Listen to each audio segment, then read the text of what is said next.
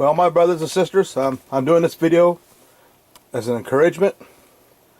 Right now, Assad's forces are not doing very well. And this is the title of the article. Islamic State hands Assad forces stunning defeat. This is for Yahoo. And you can see that on other places like The Blaze and wherever else. It's world news. Now, I find this to be no coincidence that here we are. Assad's going to feel the pressure. He has stated categorically that if he thinks he's going to go down, he's going to strike Israel. And he's not going to do it in no mealy-mouthed way like Hassan, what was the leader of Iraq? Saddam Hussein. He's not going to just launch a few Scud missiles. He's going to outright drown them in missiles.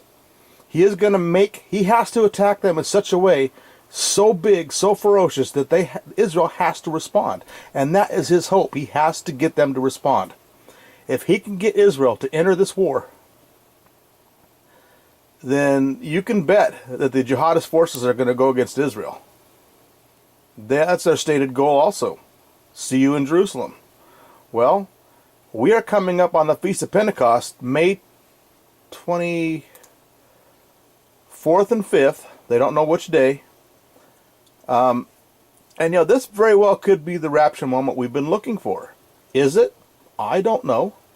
But I tell you right now, Jesus told those Pharisees, you dogs, how could you not dogs, because that's a slang term for Gentiles, but how can you see the red sky at night and know it's sailor's delight? A red sky is in the morning, sailor's warning. You can read and discern the star, the heavens, but you can't be aware of my arrival?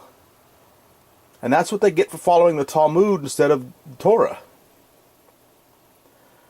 Now, we as Christians are commanded to be watchful, to not be deceived and be watchful. And here we are right now coming up on the Feast of Pentecost. Assad is getting his butt handed to him. ISIS is on the march. Jihadists are on the march all over the place because they know that if they don't act as vicious or more so than ISIS, that they'll lose their fighters to ISIS. So they're going to ramp it up, and it's ramping up worldwide. We are watching right now. Okay, let me say this. The generation that saw the rebirth of Israel, i.e. the fig tree, is the same generation that's going to see the second advent of Christ. That generation is now 67 years old. And you must also remember that the Hebrew year is 360 days and the Gregorian is 365. So every time we have a year go by, you do the math. They're probably closing in on 68 years, according to the Hebrew time frame. Now, think about this. That generation is 67 years old. We are told in Luke chapter 21, verse 28, when you see the beginnings of these things, look up, your redemption draws nigh. Well, what's he talking about? Read the previous verses. Go to Matthew 24, verses 4 through 8. Read that. These are the beginnings of sorrows. We are seeing these things with our Christian eyes in full knowledge and understanding of biblical prophecy. This could very well be it, because if Assad has his back put to the wall, if he's pushed into a corner, he's not going to go down without thinking in his own mind, okay, now I'm going to just cause total havoc in this portion of the world. And he will attack Israel. He's already said he would. This could be it. I am looking up.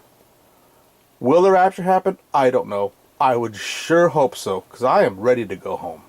I'm tired of waiting, but, that's my flesh speaking, because I know that if the Lord should decide to tarry, and he is going after those souls that he knows are his that will become his.